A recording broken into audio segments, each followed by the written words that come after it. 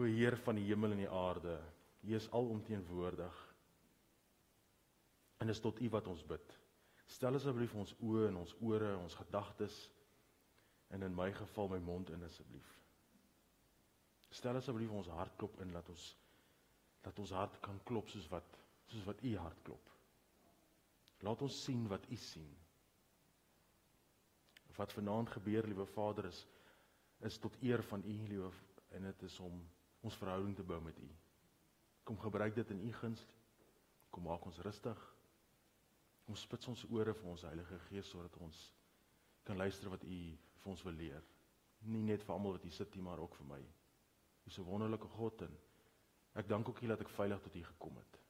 In Jesus se naam bid ek dit, amen. Amen. So vanaand se les gaan oor wat keer ons gebede, of wat blok ons gebede om deur te gaan. Ons baie keer sê ons vir mekaar dat ek bid teen die plafon vas.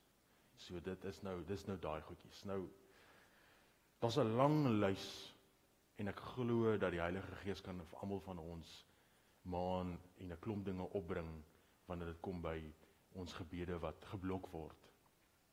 Maar ek gaan net 'n paar aanhaal. So as daar vrae is na die tyd, dan kan ons hulle behandel. Maar ek wil nie sê dat dit wat ek vanaand gaan deel gaan die enigstes wees nie. Daar's wel 'n klompie ander ook. Maar ek sou sê hierdie is miskien grootendeels die belangrikstes. So eerstens voor ek begin, daar's natuurlik 'n verskil tussen hoor en verhoor. Wanneer ons bid en die liewe Vader hoor ons gebed, dan dis soos ek met julle praat, julle hoor tog wat ek sê. Maar dit is nie te sê daar's 'n reaksie nie of 'n aksie nie. Wanneer ons gebede verhoor word, is wanneer die liewe Vader ons gebede hoor en hy sê okay, ek gaan aksie toon op dit.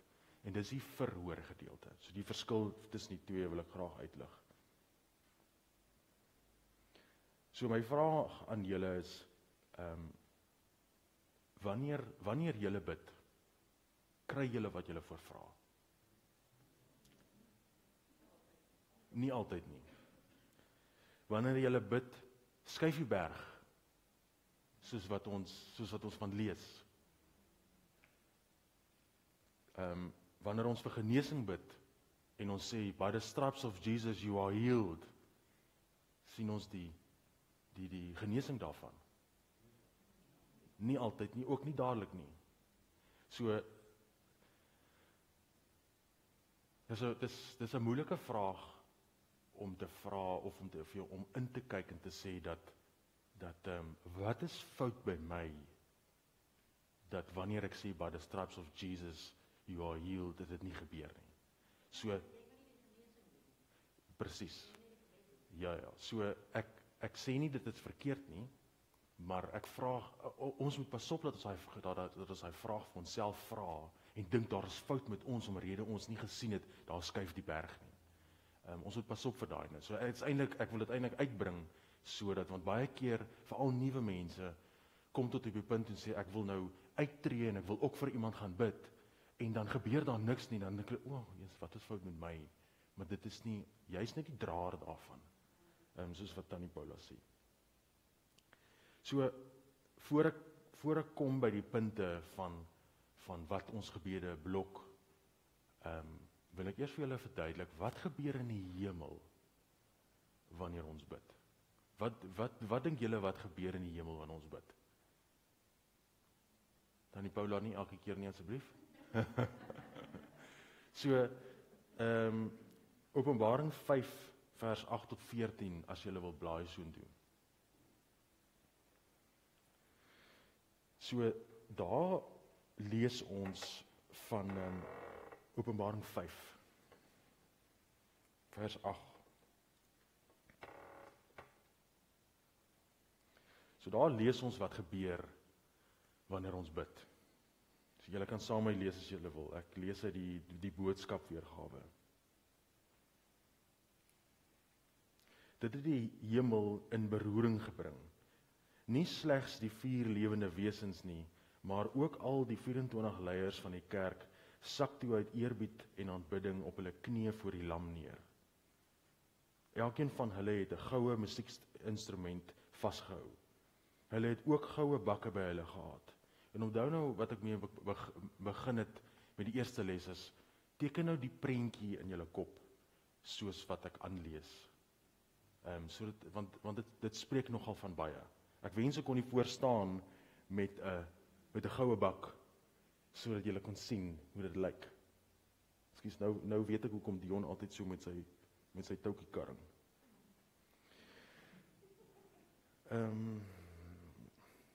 Hulle het ook goue bakke by hulle gehad.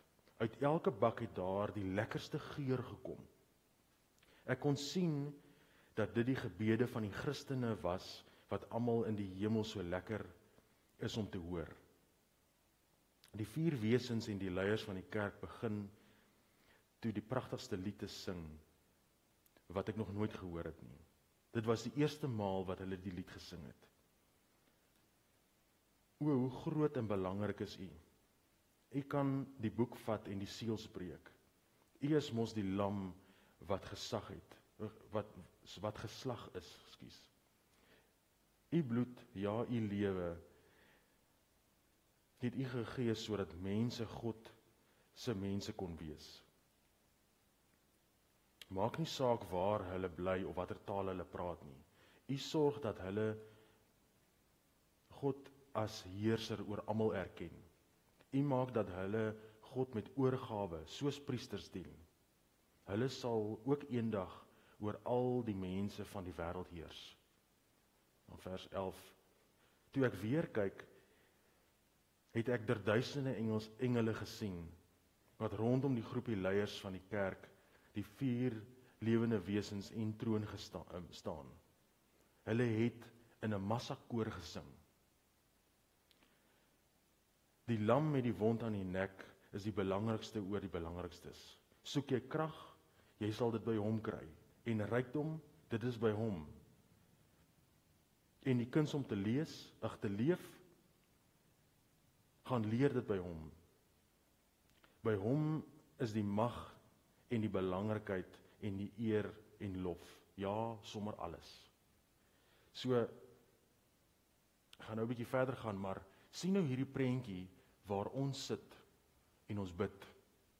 En hierdie gebede kom eintlik uit daai goue bakke uit, wat in die hemel voorgelê word. En terwyl, en ek praat van 'n belangrike engele en die kerkleiers, die 24 kerkleiers wat daar staan, en almal kry lekker uit hierdie reuk, of reuke wat uit hierdie bakke uitkom, en die reuke is ons gebede.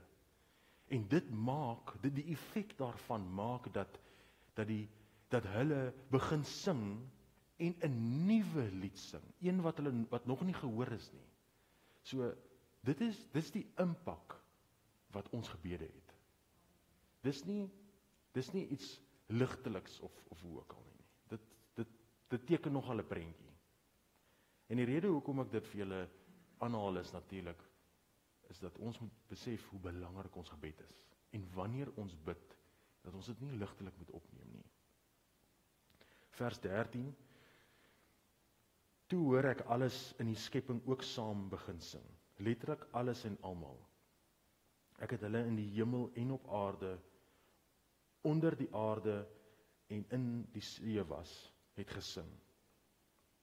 Selfs alles in die see het saam gesing. Die ganse heelal het gesing. Vir God, wat op die troon is, en die lam, loof ons met al die goeie en die mooi woorde wat ons ken. Al die eer en grootheid, al die krag is hulle sin, vir ewig en vir altyd, sonder ophou.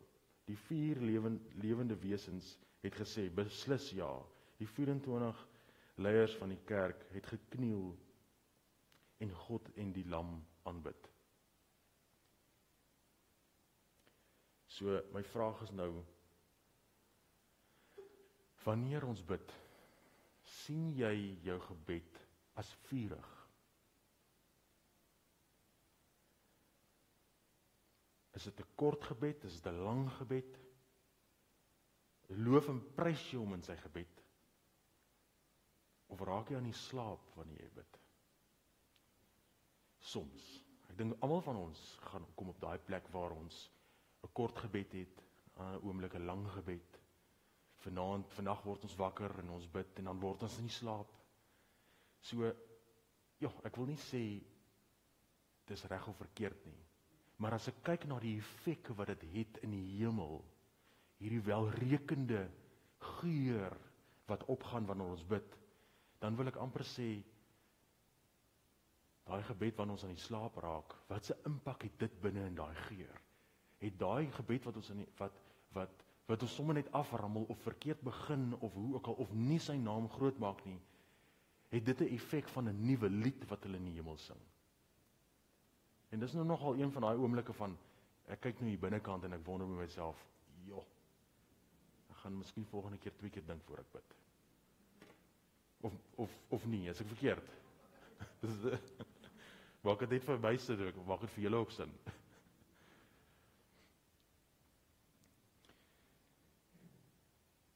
En dan natuurlik nou, wat is die dinge wat keer dat ons gebede verhoor word?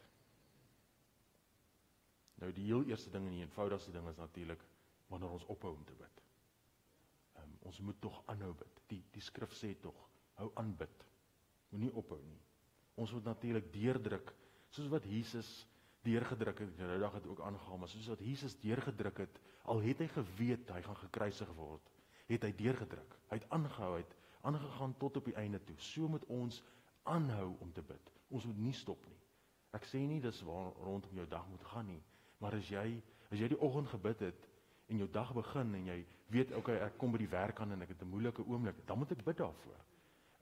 As daar iets oor my pad kom of die Heilige Gees bring iets in my gedagte op, dan moet ek bid daarvoor. In Deuteronomium 28 vers 1 sê hy dat ons moet luister. As ons nie gaan luister nie, gaan dit ook 'n blokkade wees. Ek gaan nou 'n bietjie uitbrei as ek kom by dit. Ons moet gehoorsaam wees. Dit word ook aangehaal in vers 1 van Deuteronomium 28. En in daai selfe vers sê hy sal jou die belangrikste op aarde maak. Nou, wat moet jy wees om die belangrikste op aarde te wees?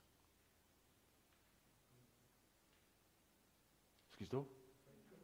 Sy kind. Oom is 100% reg. So, wanneer ek kind, of die kind van God is, of dan nou net 'n seun van 'n pa is, en ek is die belangrikste, moet daar 'n verhouding wees. So ek moet 'n verhouding, ek kan nie net 'n koningskind wees, maar ek het nie 'n verhouding met ons liewe Vader nie.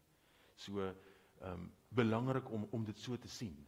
En ook dat, obviously, wanneer ons bid, dan moet ons verstaan dat ons 'n koningskind is, en dat daar 'n manier is hoe ons na ons koning toe gaan, soos ek nou die dag verduidelik het. Ek gaan vers 1 vir julle lees, van Deuteronomium 28. Jy moet baie goed luister na wat die Here jou God vir jou sê om te doen. As jy alles presies doen, nes hy vir jou sê, en jy gehoorsaam is, om alles te doen wat hy jou beveel, sal dit goed gaan met jou. Die Here sal jou belangriker as enige ander nasie op aarde maak. So, hy sê vir jou, hy gaan vir jou die belangrikste maak. As jy gehoorsaam is, as jy luister en doen wat hy vra.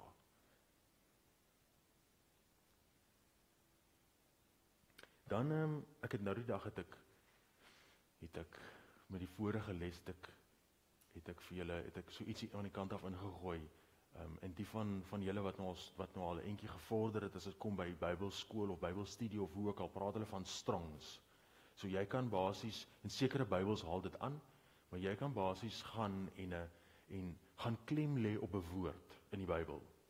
En dan kan jy gaan kyk wat se gewig aan dit gekoppel word. En hoe groter daai getal of daai gewig is, hoe swaarder dra daai woord in daai skrif.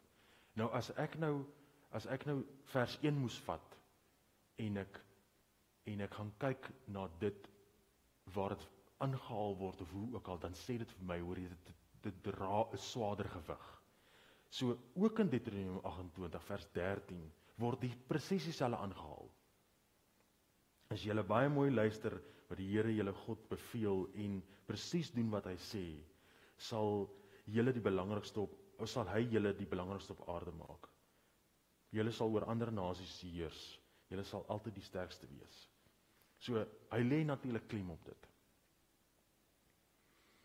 Dan die ander ding wat gaan maak dat jou gebed nie gaan verhoor word nie is wanneer jy nie net een God dien nie.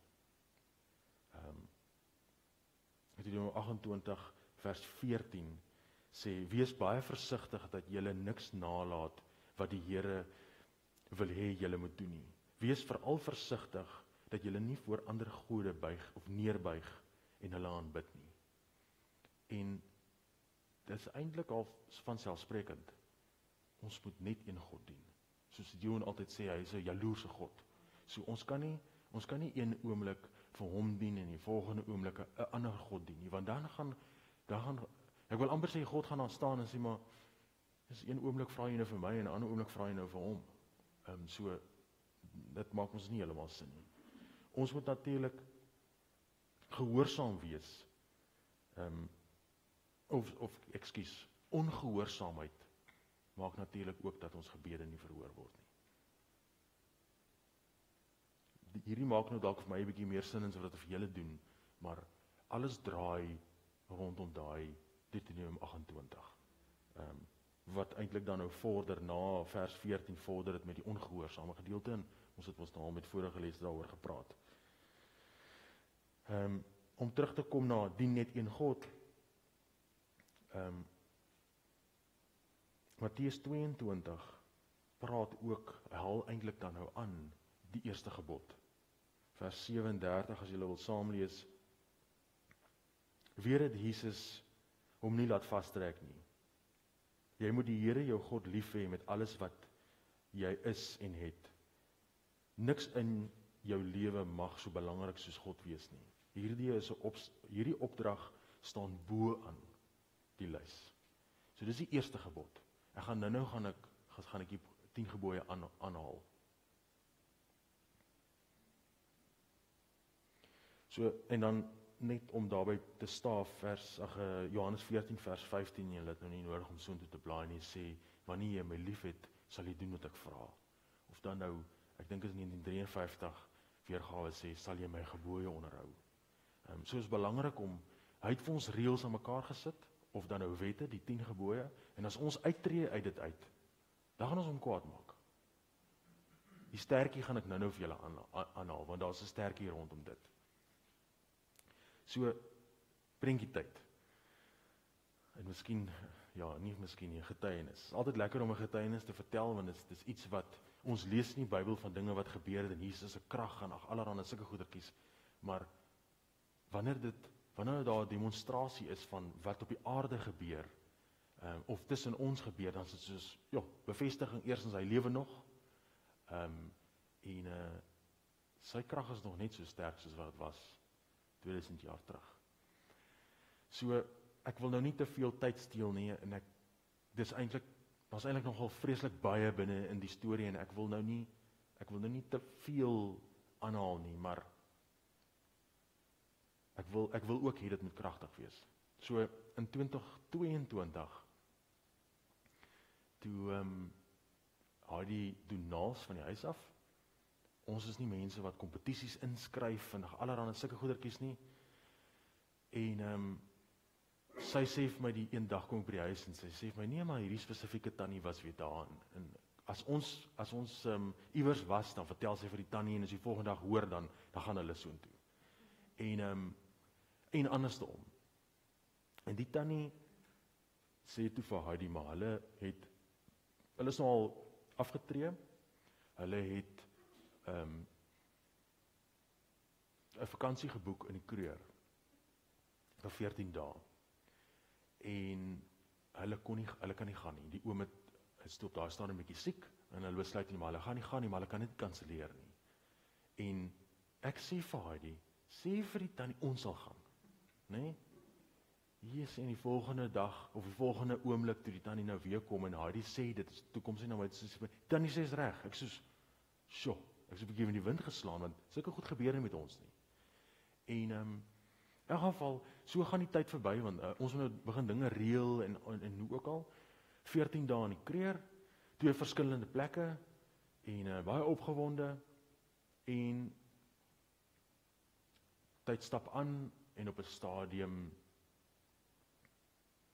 kom ons pak nie eers daai storie, gaan nou aangaan met hom, want alles speel nou deel van dit. Ek het nuwe bande op die bakkie gesit, en die bande staan so stek in die garage, dit is my pad, en hoe ook al, en ek besluit, man, ek gaan dit vir spot goedkoop adverteer, nie dat dit moet gaan, want dit steel vir my spasie. En ek adverteer dit, en 'n oomie kontak my uit Pretoria uit, en hy sê vir my, maar hy stel belang in die bande. En terwyl ek met die oomie praat, wat ek van geen kant af ken nie, sê die Heilige Gees my, maar ek moet hom seën met die bande. En ek dink myself, joh, dis tweedehandse bande wat ek 40.000 km of wat mee gedoen het. Dit is mos nou al van 'n tweedehandse seëning, wil ek amper sê. Maar in elk geval, ek sê toe vir die oom 100%, die bande is oom sin, die Here sê ek moet vir hom seën daarmee. Hy sê nee, maar baie dankie en so aan, en nou moet ons die reëlings begin tref. En in die tyd, dis nou by ons ou kantoor in Medwinstraat, my gewoonte was op daai stadium, nog steeds, maar nou op vir daai kantoor, ek gaan vroeg in die oggend gaan 'n kerk toe, werk toe, en dan sal ek myself in die boardroom gaan toesluit, so vir 'n uur, en dan het ek my stilte tyd en so aan. En die oggend sê die Heilige Gees vir my, maar ek moet vir Jan bid. Nou Jan is die takbestuurder van Johannesburg tak. Dit is so 3 weke voordat ons op ons trippie gaan. En ek sê nog vir die Heilige Gees, nee, is reg, ek is oor 3 weke daar, dan kan ek vir hom bid. Hy sê vir my, nee, vandag. In elk geval, vat my foon, ek stuur vir Jan 'n boodskap, ek sê vir hom, Jan, hierdie gaan nou snaaks klink, maar die Heilige Gees sê, ek moet vir jou bid. Tiaan ken hom vir Jan. En hy stuur vir my terug, en ek vra van hom, hoorie, maar het jy olie by jou? Want ek moet jou salf. Hy sê van nee, hy sal kry. En ons spreek toe nou af dat wanneer ons altyd nou 'n kans het, dan sal ons by mekaar uitkom, dan nou oor die telefoon. En seker hier by 10:00 se kant laat weet hy sê vir my, ek's gereed, ek het olie, so ek sê vir my, okay, ek is op pad kantoor toe, ek bel jou oor, kom ons sê 10 minute of wat ook al die geval is. Ek kom by die kantoor, gaan weer boardroom toe, raak 'n bietjie stil, bel vir Jan, ek sê vir hom, so sulke tyd. Jan het op daai stadium, Jan is so 'n bietjie ouer as ek, hy speel baie cricket, action cricket en so aan, oor naweke en wedstryde en hoe ook al, maar op 'n manier het sy rug seer gemaak, en hy kan nie verder cricket speel nie. En hy is op daai stadium toe al dokter in, dokter uit, spesialis in, spesialis uit, en hy is op daai punt waar die dokter vir hom gesê het, die volgende stap is operasie.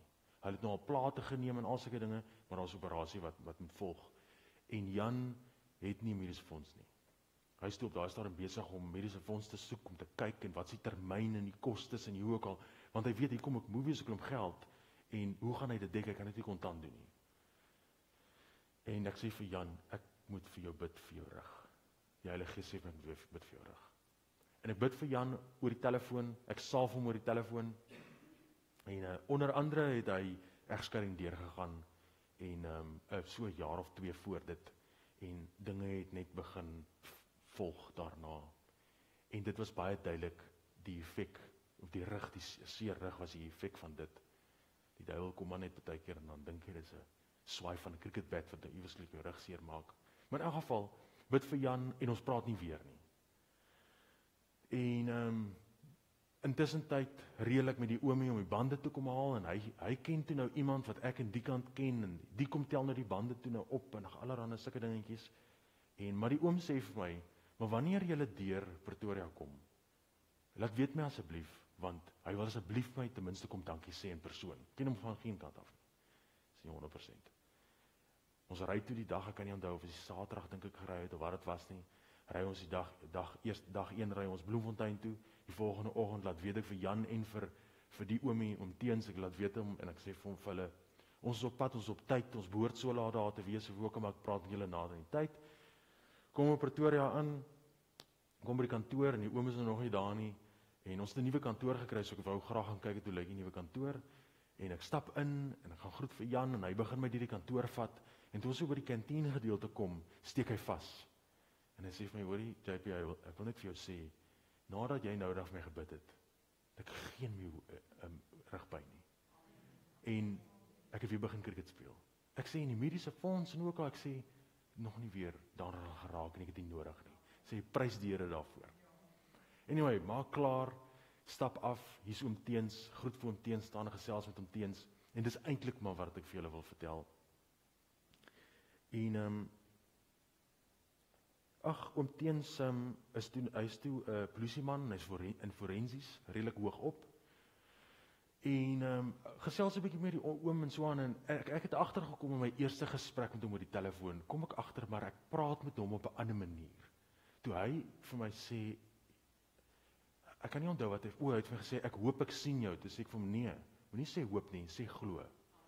En na dit het ek nogal gewonder, joh, dis nie my manier nie, en dis iemand wat ek glad nie ken nie. Miskien was dit makliker geweest, omdat ek hom nie ken nie. Maar ek gesels toe weer met die oom, terwyl ek nou daar by hom staan. En hy sê vir my, maar op 'n stadium sê hy vir my, maar sy foon gaan af, en ek kyk op sy foon en sê, ag, my vrou. En ek sê, oom, wat's fout? Hy sê my, nee, hy het nou net voor hy gery het, sy vir sy vrou gesê, maar hy gaan nou na my toe kom, die ou wat nou die bande vir hom gegee het, om te groet. En sy het gesê, nee, is okay, sy gaan nie saamkom nie. En nou stuur sy 'n boodskap en sê, maar hoekom het jy my nie saamgevat nie? En klink relatief algemeen, maar en hy sê en hy sê vir my, maar sy mag nie die huis verlaat nie. En dit is soos, dis interessant. En ek besluit, ek gaan nie grawe nie, ek ken nie die mense nie, so en hoe ook al. En ons gesels ons 'n paar woorde, Hadi is al in die bakkie, want nou, ons moet nog van daar af, soos meeste van julle seker ken, of van daar af is dit, ek kan nie onthou hoe ver nie, maar nog 'n movie se end, Kreewiltuin toe. Die tyd is al 'n bietjie aangestap, ek dink dit was hier by 2 uur se kant, ek kan nie mooi onthou nie. En ons het nog 'n end om te ry. En nou hy groet die oom, en ek onthou ek staan nog met my een been so binne die bakkie, en die oom staan ook aan sy kant in sy deur, en ons moet groet. En ek kan nie wegloop nie. En ek gaan stap na die oom toe en vra vir oom, wat's fout? Wat is die probleem met die tannie? En op daai stadium, die tannie gaan die les luister, ek het gisterand gevind om gepraat. Die tannie Melanie het op daai stadium, ek weet nie of sy nog steeds doen nie, vir 'n groot bank gewerk, en sy het boedels gedoen. So al die boedeldokumente het by haar gelê. En so 'n paar jaar voor dit het die mense, of het hulle nuwe bestuurder gekry wat daai afdeling is, en dokumente het begin wegraak. Nou dis boedeldokumente. Goed wat jy hoop in plek is, wat jy in plek gesit die dag wanneer iemand afsterf, het weggeraak. Nou imagine nou hoe het hulle dit uitgefigure.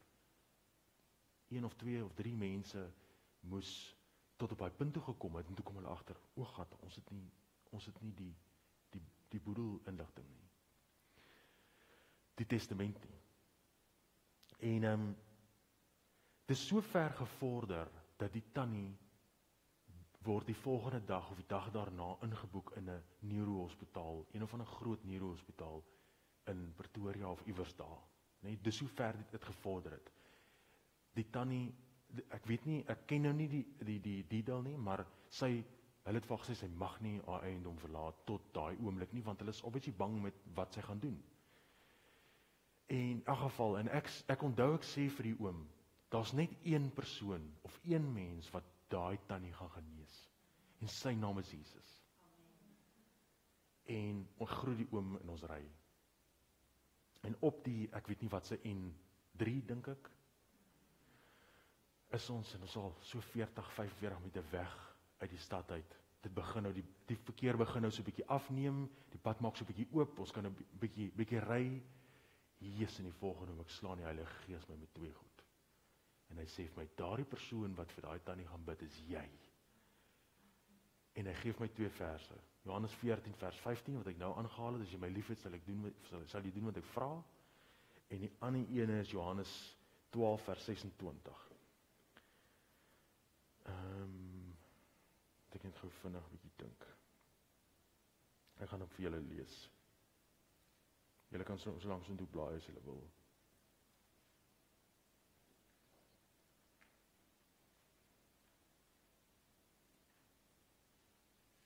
Johannes 12 vers 26.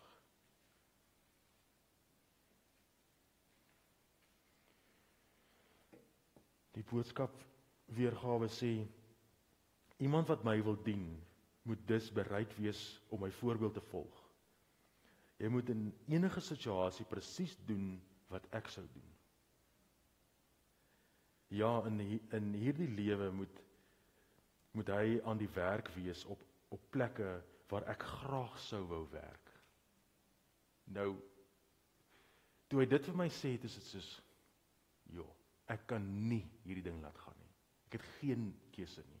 En ek trek van die highway af. Gelukkig is in die binnebaan met die middelmannetjie en ek trek af op daai grasgedeelte en ek sê vir haar, nou weet ek. Ek gaan nou dit met haar deel en ek weet, sy gaan vir my sê, ons is nog ver om te ry. Nee, ons kan nie nou nie, ons is klaar uit daai stad uit. En ek het nie 'n keuse nie. En ek deel dit met haar en ek sê vir haar, my vrou, daai persoon wat vir daai tannie gaan bid, het die Heilige Gees gesê is ek. En ek haal die 2 verse aan. En sy kyk my so, en ek kan sien, maar sy wil vir my sê, maar ons moet ry. En sy sê vir my, as dit so moet wees, dan moet dit so wees. Nou bel ek die oom Teens. Nou weet ek, hy gaan vir my presies dieselfde sê. Ek bel vir hom Teens, hy sê vir my, nee, 'n ander dag, miskien as jy terugkom of ook, maar sê, oom, ek het nie 'n keuse nie. Daar's nie 'n ja of 'n nee nie. Ek moet vir die tannie gaan bid. Ek het nie 'n keuse nie. Hy sê vir my, okay, goed, hy gaan vir my punt stuur, maar ry so lank daai rigting. En hy sê nogal vir my, hoorie, jy gaan jou nou baie tyd mors, want dis nog 40 minute of wat ook al ander kant waar ons was. Sê vir my, nee, dis 100%. Daai dag leer ek hoeveel tolhekke daar in daai area is, want jy draai net af en dan sê tolhek, en dan draai jy weer af as dit weer 'n tolhek. Maar in elk geval, en ons kom by die tannie, en die oom is ook daar, en die tannie kyk vir my, maar sy sien my nie, en ek kan nie haar sien nie. Dit is so glaserig, as jy na haar oë kyk. Nee, sy's heel op 'n ander plek. En gesels 'n bietjie met die tannie, haar die tree in, en hoor toe nou, nee, dit is so, hoor toe nou die storie, en sy is op pad, sy gaan die volgende dag, gaan hulle 'n paar goedjies nog koop, saam met, ek dink haar ma of so, en dan word sy ingeboek, vir onbepaalde tyd. Ek wonder toe nou nogal, ek wonder of het 2 weke is, want oor 2 weke kom ons weer hier verby. Maar sy sê toe, vir onbepaalde tyd.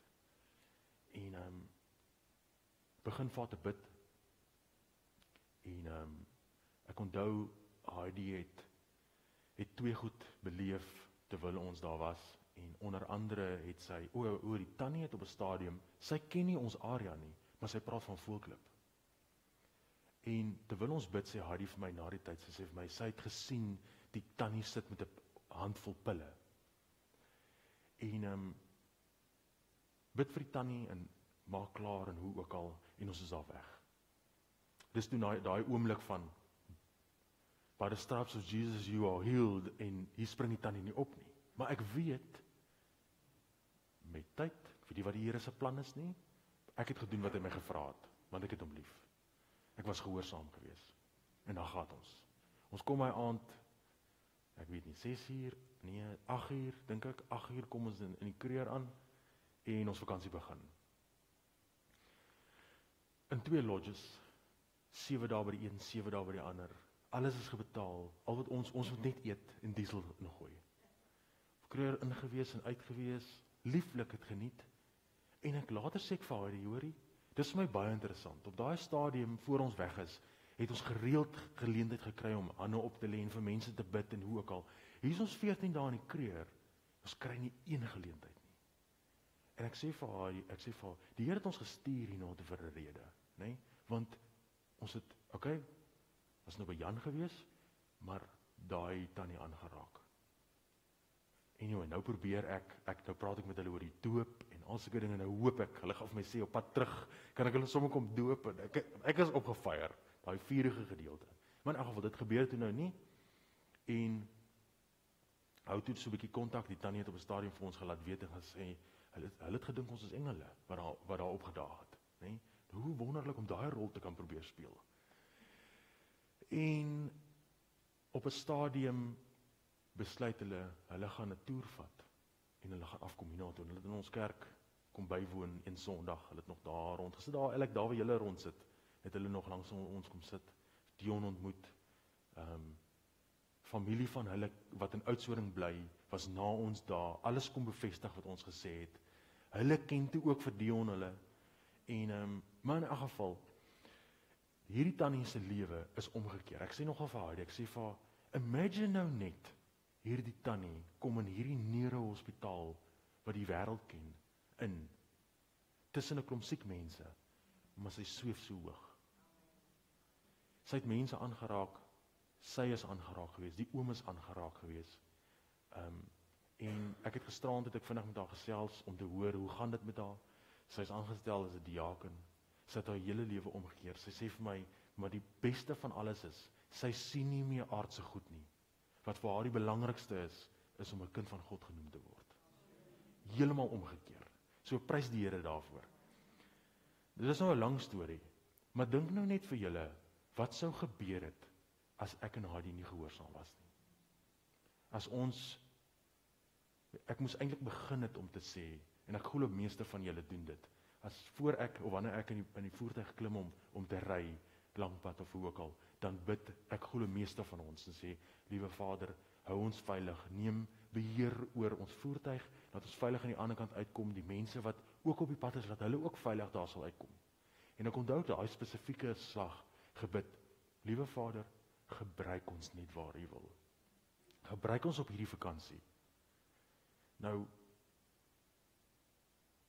wanneer jy vra en hy antwoord en jy's nie gehoorsaam nie, dan is dit baie lelik. Dis nie eers, vergeet nou van die nagevolge wat dit kon hê op daai tannie of die oom of hoe ook al, as ons nie gehoorsaam was nie. Maar wat sou ek oor myself gebring het? As ek gevra het, ek het 'n antwoord gekry en ek was nie gehoorsaam nie. En dit is sulke goed wat ons keer, dat ons gebede moet verhoor. In my opinie is dit een van die groter dinge. Ek gaan nou ek skrif aanhaal wat raak aan dit. So, ek sien baie uit om te hoor wat Tannie Melanie se toekoms is en waar sy haarself gaan bevind in die toekoms. Daar dinge gebeur daarna, die wêreld gebeur, maar haar pa het afgesterf, haar kinders het Nederland toe getrek, en sy en haar man is uitmekaar uit. Sulke goeders gebeur ongelukkig, maar haar hart is op die regte plek. Dink nou net hoeveel mense raak sy aan met daai getuienis, wat in daai posisie sit. So Efesiërs 4 vers 30 verduidelik vir ons die gedeelte van moenie die Heilige Gees bedroef nie. Nou dit wat ek nou net verduidelik het, van ek vra die Heilige Gees en hy antwoord my en ek doen dit nie, is ek besig om die Heilige Gees hartseer te maak. En hy hou nie daarvan nie. En hy lê redelik klem op dit, en ek gaan daai vers nou aanhaal. Maar vers 30 van Efesiërs 4, moenie die Heilige Gees wat God vir julle gegee het sy hart seermaak nie. Die ander vertaling praat natuurlik dan nou van verdroef, bedroef. So hoe bedroef ons die Heilige Gees? Soos ek nou genoem het, maar ons moet nou onthou dat God het sy seun vir ons gestuur om te kom sterf vir ons sondes. Hy het alles gegee, Jesus het deurgedruk, en ons is verlos, ons is heilig gemaak, ons is geregtig gemaak. Maar wanneer ek ongehoorsaam is, of wanneer ek my eie ding doen, dan sê ek eintlik, soos ek nou gesê het, dan sê ek eintlik, ek is okay met die Jesus wat vir my gesterf het, ek het nie dit nodig nie. En vir dit wat hy gedoen het, is die grootste ding ooit wat nog gebeur het, en jy sê, dit is nie okay nie, of jy worry nie daaroor nie, gaan jy definitief onbedroef. Hebreërs 10 vers 26 en 27, sê, moenie moedswillig wees nie.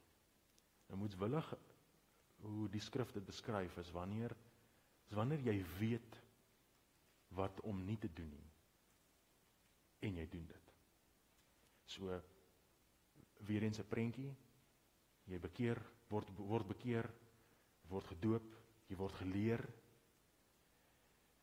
en in die leer, begin jy die Here te leer en wat hy wil hê ons moet doen, wat gehoorsaam is, wat nie gehoorsaam is nie, en jy weet wat verkeerd is, en dan gaan doen jy die verkeerde ding. Dit is wat daai bedroefgedeelte beteken. Jy maak eintlik 'n wetende, ingeligte keuse om teen hom te gaan. Onthou, toe ons onsself bekeer het ons teen die wêreld se sondes gedraai, en ons het agter hom begin aanloop. Ons het 'n ingeligte besluit gemaak om agter hom aan te loop. Wanneer ek hom bedroef, is wanneer ek terugdraai weer, en ek gaan weer na hierdie sondes toe. En ek al gedaai Hebreërs 10 aan, vers 26. As ons die regte pad leer ken het, en dan aanhou om moedswillige dinge te doen, waarvan God nie hou nie, is daar nie meer 'n offer wat sal maak dat God hom nie aan die sonde sal steur nie. Al wat vir so iemand oorbly, is die verskriklike woorde wat van God, of wat ons hoor van God. Jy is skuldig. En dan die gloeiende vuur in te stap, wat die vyande van God gaan verteer. Nou, daai keusegedeelte, wat ek nou van gepraat het, daai ingeligte besluit wat ons gemaak het, die dag toe ons hom gekies het.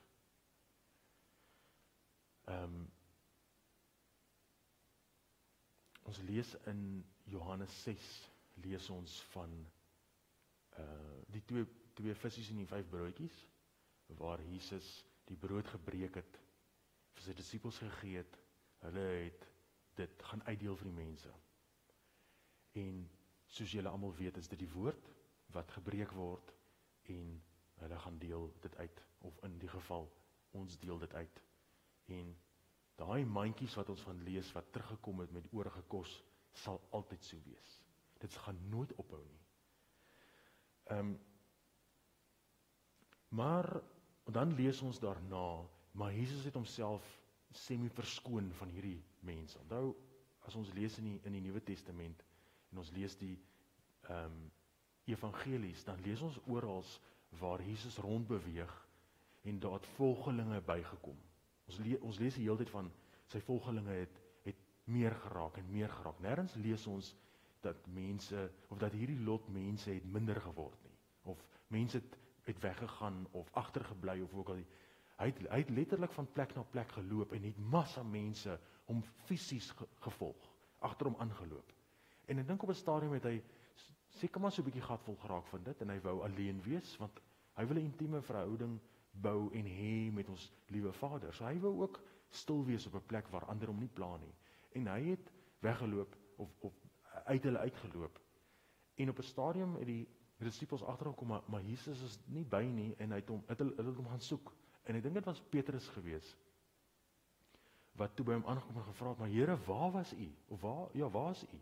En Jesus sê vir hom, maar jy is nie veronderstel om vir my te wag, om brood te eet nie. Jy is veronderstel om my liggaam te eet, en my bloed te drink. En Petrus het nogal vir hom gesê, maar ek verstaan nie wat u nou sê nie, maar ek maak nog steeds 'n keuse om u te volg. Nou, dit is 'n baie groot voorbeeld van geloof. Maar dan lees ons in vers 66, wat sê, en 'n gedeelte van die mense het nie verstaan, of hulle het nie gehou van wat Jesus gesê het nie. En hulle het omgedraai. Dis nou wel sy volgelinge het omgedraai, en teruggegaan na hulle ou lewens toe. Ek gaan dit aanhaal, Johannes 6 vers 66. Na die gesprek het baie van Jesus se volgelinge nie meer in hom belang gestel nie. Nou die volgelinge is nou hierdie lot wat, dis net bygevoeg, nee. So volgelinge, hulle het die hele tyd geleer, Want oral waar gekom het hulle geluister na Jesus. So hulle het van hom geleer, so hulle het geweet wat is reg en wat is verkeerd, en wie hy is. Hulle het omgedraai en toe op hulle ou manier met hulle lewens aangegaan. Nou, dis nou letterlik, ek word bekeer, ek kies dit om Jesus te volg, en dan die volgende ook maak ek 'n keuse om te draai, en weer terug te gaan na my ou lewe toe, weer te gaan visvang, of wat ook al die geval is. Nou interessant, daai vers, Johannes 6 vers 66, en ek hou van getalle, maar dit staan nogal vir my uit, dat 6 vers 66, 666, wanneer ek 'n ingeligte besluit maak, om teen hom te draai. Ek gaan hel toe, want anders, kan net hemel toe gaan, of ek kan net hel toe gaan. As ek teen hom draai, gaan ek definitief nie hemel toe nie. So, dit is nogal interessant, ek dink nie enige een van ons sit sulke goedjies aan mekaar, dat het spesifiek nou 6 vers 66 is nie. So kom ek deel met julle, as julle nie weet nie, die 10 gebooie, maar ek gaan die 10 gebooie aanhaal in die Ou Testament. En eintlik, ons is eintlik van gestel om te kyk na die Nuwe Testament, want die Nuwe Testament sit so bietjie klem op sekere goed en verbreed so bietjie die gebooie. Ek sal van hulle sal ek so bietjie verduidelik. En die rede hoekom ek dit eintlik doen, miskien moet ek dit na die tyd sê, maar as jy nou gehoor het, dan moet jy bly by die gehoorsame gedeelte, want anders dan gaan jy teen. As jy nie geweet het nie, dan gaan jy nou weet. So van die 1ste tot die 10de, jy mag naas my geen ander gode hê nie. Jy mag nie 'n afbeeld van God maak nie. Jy mag nie God se naam uitelik gebruik nie. Jy moet die Sabbatdag heilig hou. Eer jou vader en jou moeder. Jy mag nie moord pleeg nie. Nou die Nuwe Testament verduidelik daai, jy mag nie moord pleeg nie. Ou Testament, jy het iemand doodgeslaan en hy is dood. Nee, dit is die moordgedeelte. Maar in die Nuwe Testament sê Jesus, wanneer jy jou broer haat, is dit net so goed soos moord. So, die res van hulle word ook so verduidelik. Maar daar is nou nogal iets in die feit dat ons praat oor 'n verhouding en praat tussen pa en seun en daai dinge, daai is nou nogal 'n belangrike gedeeltjie. Wanneer jy jou broer haat, is dit net so goed soos moord.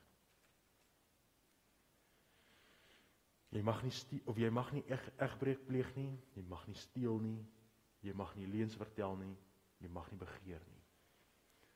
Nou, leuns vertel kan iets wees soos, jy probeer vir SARS 'n rad vir die oë draai, en ek moet sê, ek moet nog na myself kyk as ek daarvan praat. So, dit is, daar's hoeveel ander rondom dit wat wette is, maar hierdie is die 10 gebooie.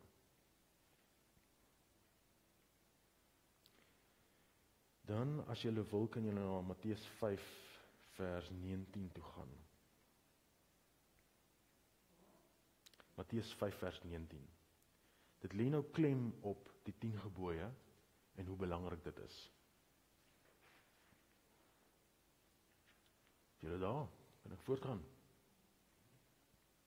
Vers 19.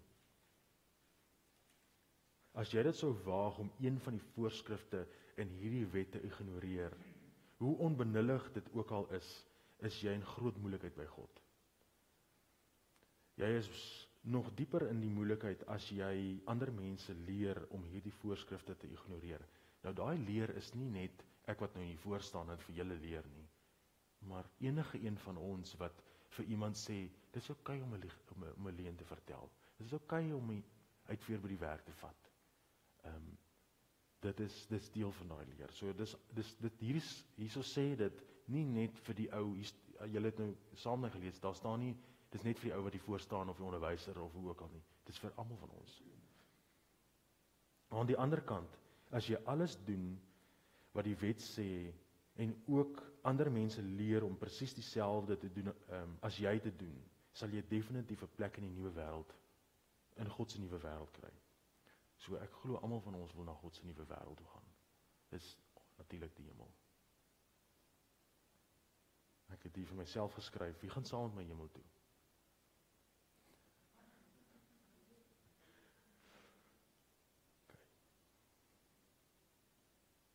Onthou, ek het dit nou al 'n paar keer aangehaal, maar onthou in die Ou Testament waar God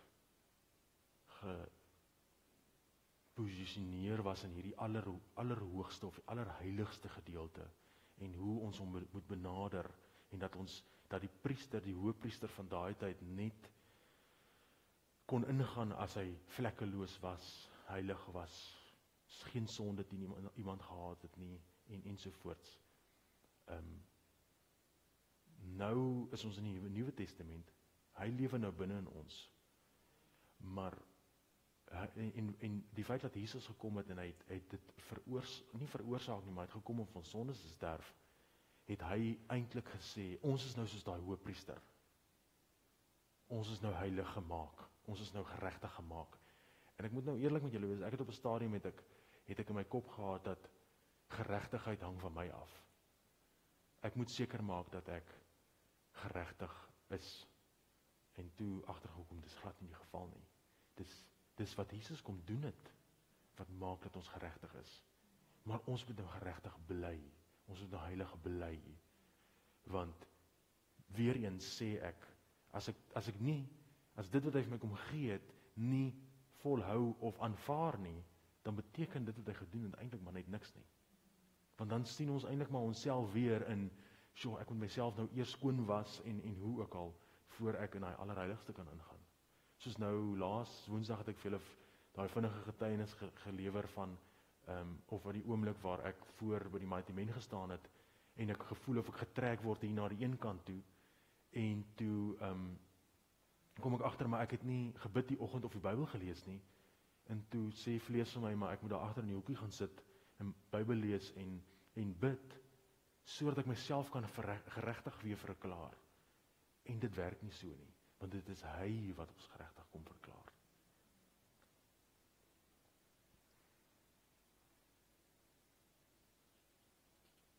So,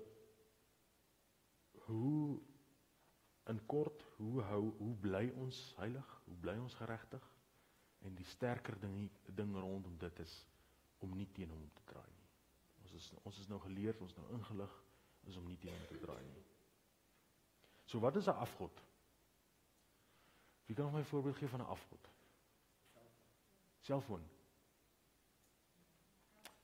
Ek sou nie sê die selfoon, maar wat jy doen met die selfoon.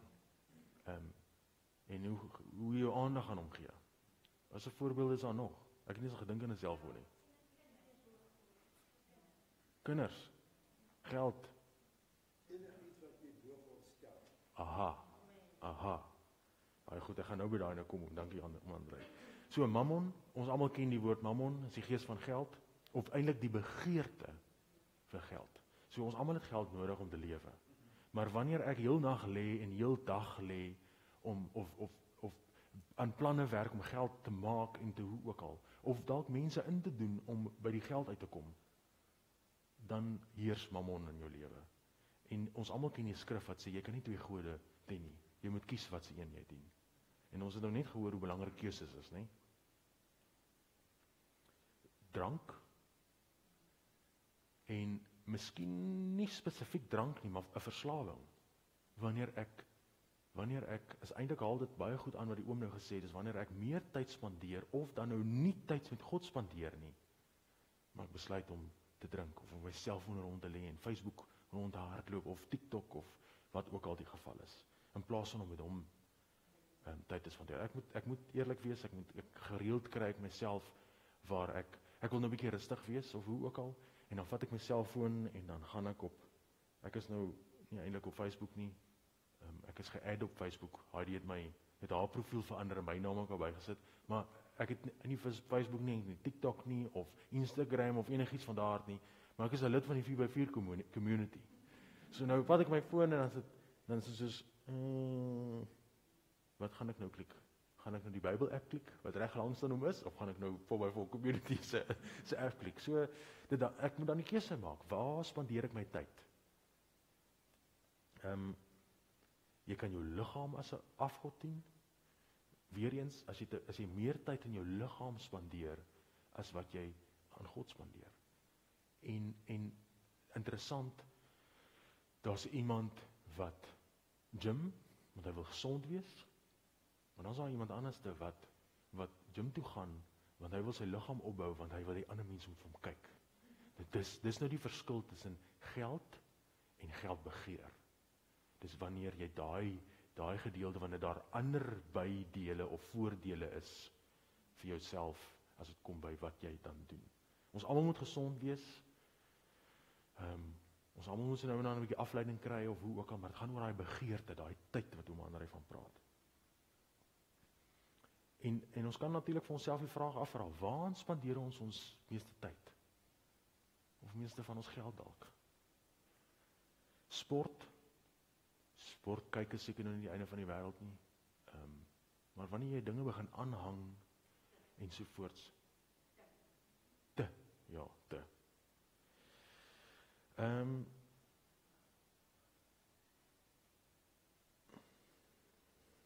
Ek het die een spesifieke enetjie hierso. Paulus skryf in Korintiërs, skryf hy aan die Korinte, en hy sê eintlik 'n dametjie met die naam van Chloe, en ek het nie geweet daar so 'n naam in die Bybel nie, maar 'n dametjie van Chloe het vir hom laat weet, seker maar ook maar per brief, en gesê, maar die mense van die Korinte het begin huiskerke opsit. En hulle het begin wegbeweeg van die kerk af. En hulle het begin mense aanhang, mense wat die leier is van die huiskerk, of mense wat hulle gedoop het. En dan sê Paulus vir hulle, hoorie, julle moet terugkom by die Here. Moenie die persoon aanhang wat jou gedoop het nie. So hulle het agter die mense wat hulle gedoop het hulle aangehang. Of uit hulle aangegaan, in plaas van om agter God aan te gaan. Hy's tog die waarheid, hy's die bron. En Tiaan, ek gaan nou daai storieetjie wat jy my nou dag vertel het, gaan ek nou aanhaal. Tiaan deel met my en hy sê dat ons almal weet nou, die woord is kos, né?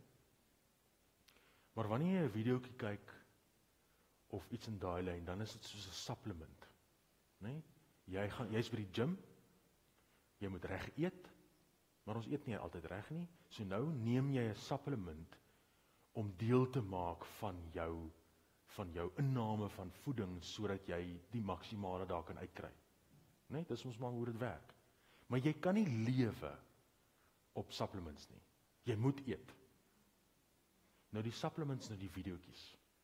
Die videoetjies komplementeer die woord, die waarheid.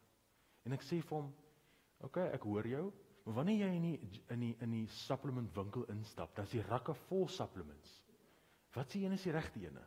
Wat sê een is die beste ene? So ek kies eerder om te bly by die woord wat vir my die kos gee, as wat ek myself dalk gaan besoedel of benadeel deur 'n supplement, wat dan nou 'n videoetjie is. Dis my opinie, ek sê nie moenie video's kyk nie, maar wees baie versigtig. En sien dit soos, jy stap in die supplement winkel in, en hier is ons rakke vol, Craig sal nou vir ons kan vertel hoeveel daar is, en nie almal is pasbaar by jou liggaam nie, of by jou eetgewoontes nie. Jy kan nie alleen op dit gaan nie, en nie almal is goed vir jou nie. Baie van daai goed wat jy gaan optel, veral by die apteek, is nie eens getoets nie. Dis nie eens goedgekeur nie. So, my opinie, ek bly eerder weg van dit af. Ek sê nie, ek kyk nie video's nie. As iemand vir my iets stuur of hoe ook al, sal ek daai gees van onderskeiding gebruik om te kan bepaal, is dit waar of nie. En ek kan dit net doen wanneer ek daai geskenk gekry het, maar wanneer ek die skrif ken. Jy is 100% reg. Jy het begin om te sê 'n versie lees. Ons kan obviously nie net. Dis ons kos. Ons moet eet, ons moet lewe van dit. Ons kan nie net een versie lees en vanaand weer een versie lees of dalk net een vir die dag lees nie. Ons moet bou ons nou 'n verhouding met hom.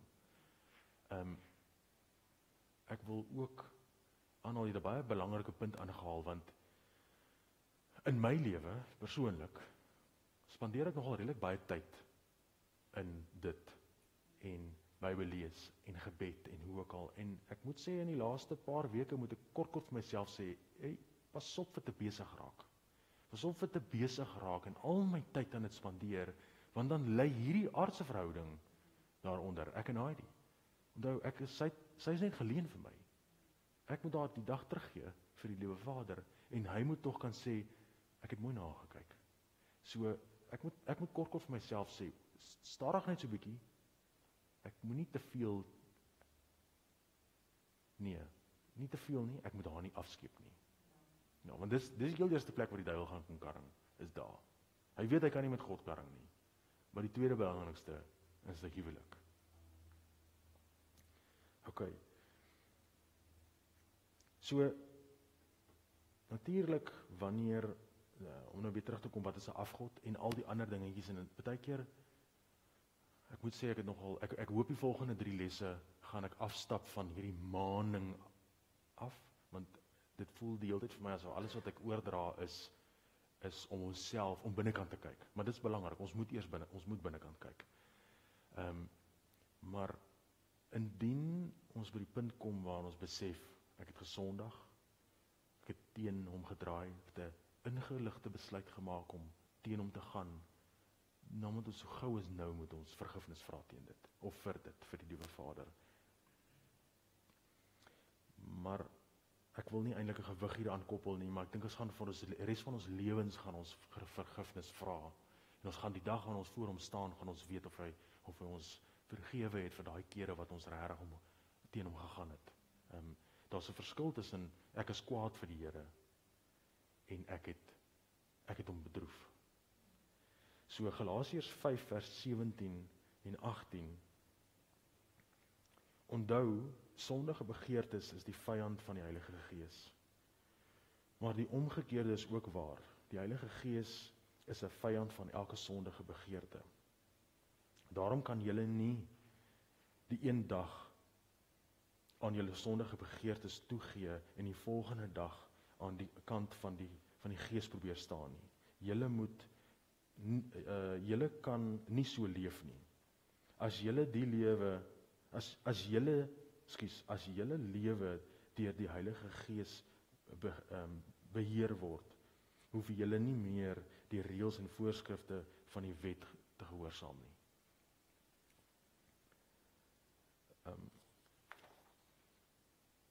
Sal enige vrae as dit kom by dit?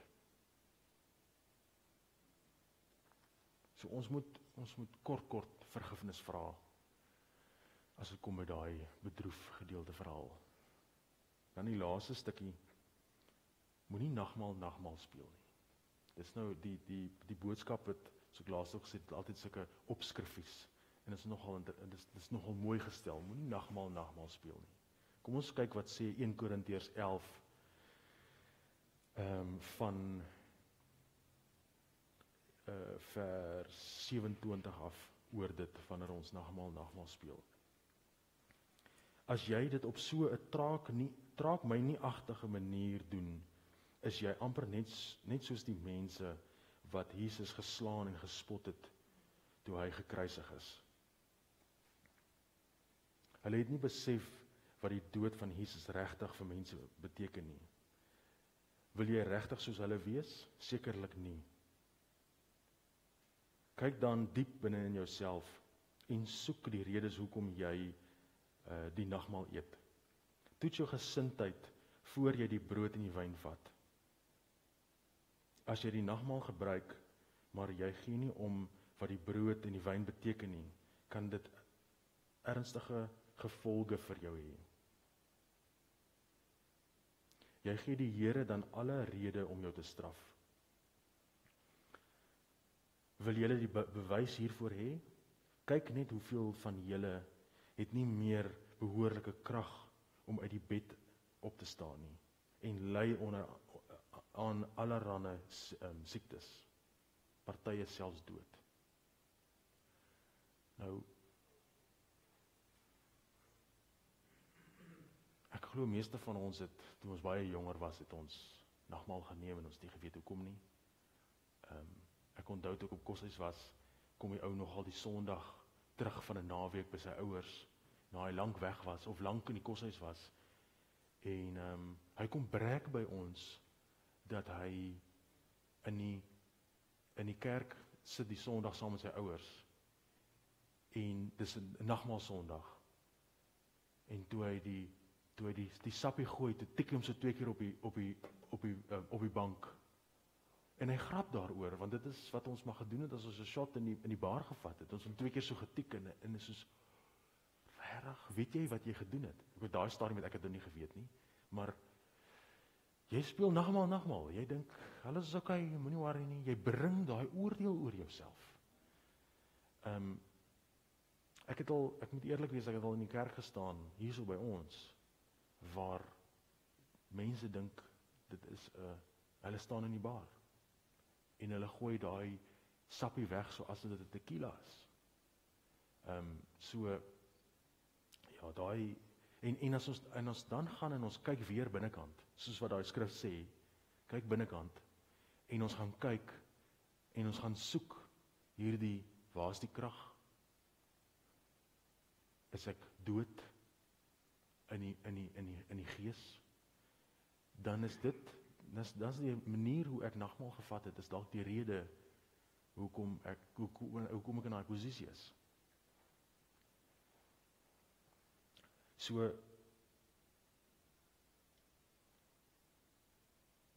my vraag is, wat het jy oor jouself gebring? En wanneer jy dit besef, jy dadelik vergifnis vra. Het jy dalk teen hom gedraai? Ingeligte besluit gemaak en teen hom gedraai? Dadelik vergifnis vra. Het jy die Heilige Gees dalk hartseer gemaak? Het jy wetend sonde gepleeg? Vra opreg vergifnis en draai dan weg daarvan. Ek dink, soos ek nou nog gesê het, ek dink ons gaan aanhoudend vergifnis vra, tot die dag wat ons voor hom staan. Want daar's maar allerhande dinge wat op ons pad kom, maar ons moet regtig besef wat die Here wil hê ons moet wees. Ons moet gehoorsaam wees.